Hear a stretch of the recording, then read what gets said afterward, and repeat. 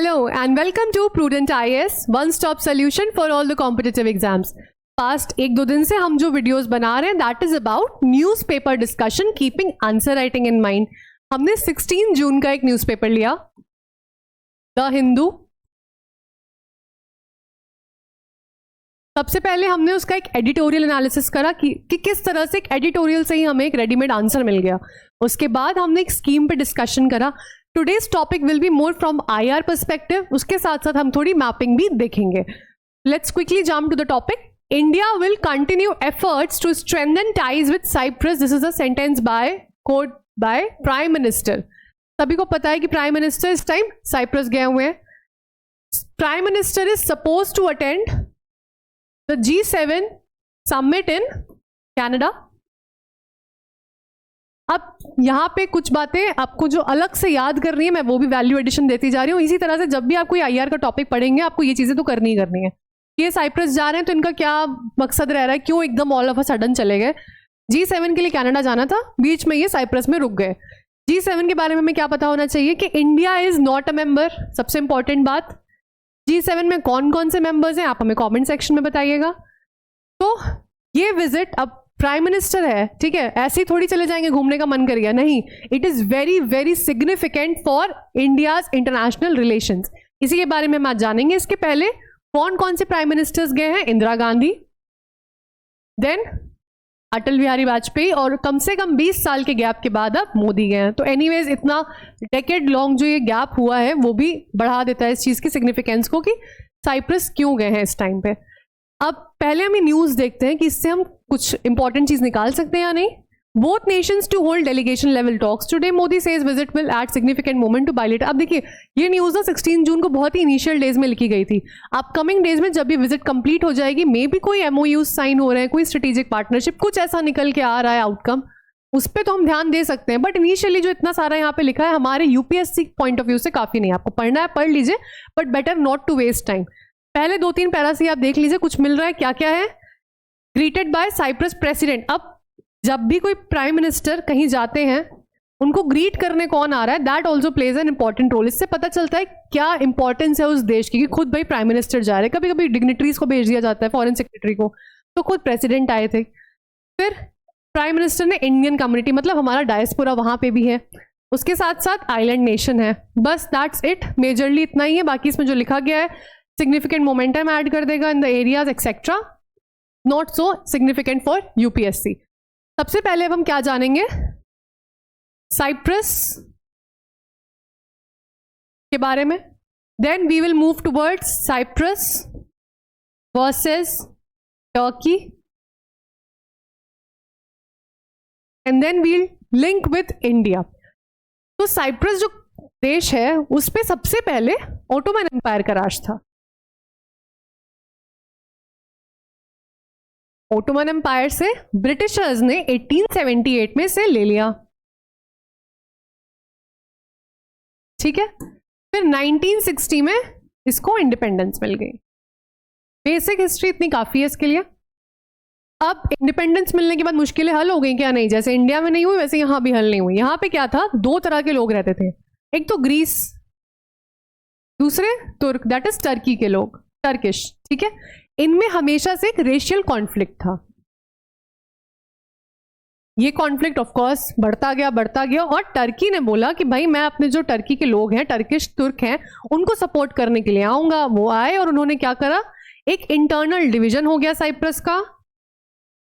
और at present condition क्या है, जो नॉर्थ पार्ट है साइप्रस का वो टर्की के अंडर है, जिसको टर्की एक अलग का देश मानता है, बट टर्की के अलावा कोई और उसको रिकॉग्नाइज नहीं करता है. और साइप्रस के पास जो बाकी का बचा हुआ पोर्शन साउथ का है वो साइप्रस के पास है. तो इससे क्या क्लियर हो गया कि साइप्रस और टर्की तो दुश्मन है. अब हम टर्की और इंडिया की बात करते हैं.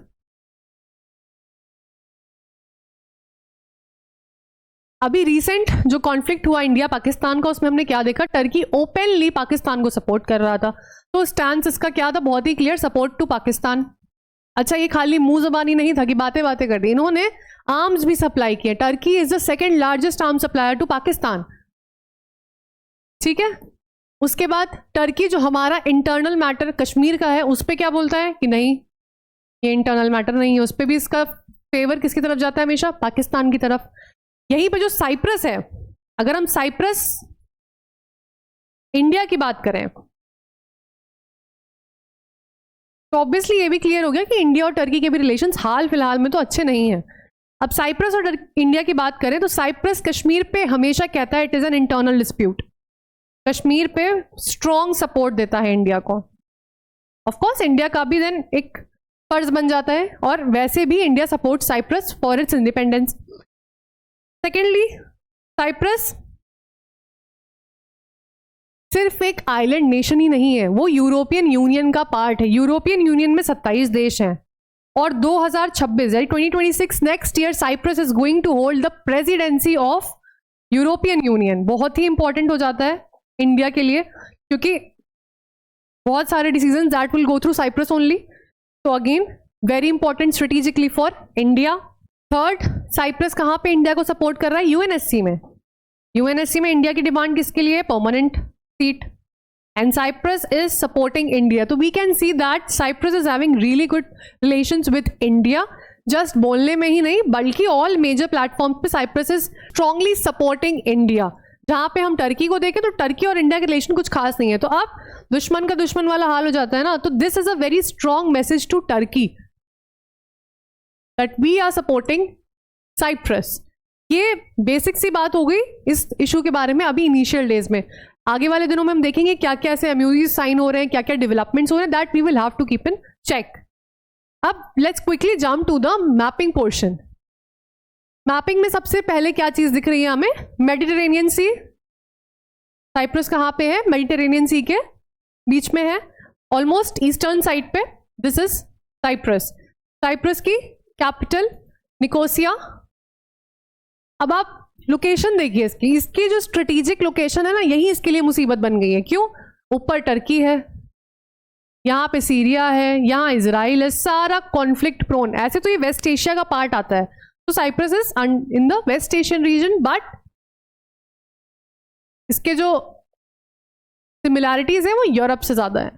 ठीक है, तो इसकी जो लोकेशन है इतनी ज्यादा फ्रेजाइल, और एनीवेज टर्की के लिए भी साइप्रस बहुत ही सेंसिटिव हो जाता है। क्यों? क्योंकि ऊपर का पूरा पोर्शन तो टर्की ने होल्ड ही कर रखा है। क्यों? अब टर्की ने भी क्यों इतना झमेला पाला है? इसीलिए क्योंकि टर्की को पता है this is extremely crucial, the location is extremely strategic. सिर्फ इस वजह से अब साइप्रस के नॉर्थ में अगर हम ज्योग्राफिकल एंगल से देखेंगे तो सिर्फ यही नहीं देखना है कौन कौन से बॉर्डर्स हैं, क्या क्या टच हो रहा है, कौन कौन से एरियाज में आएगा। ये आएगा अनाटोलिया,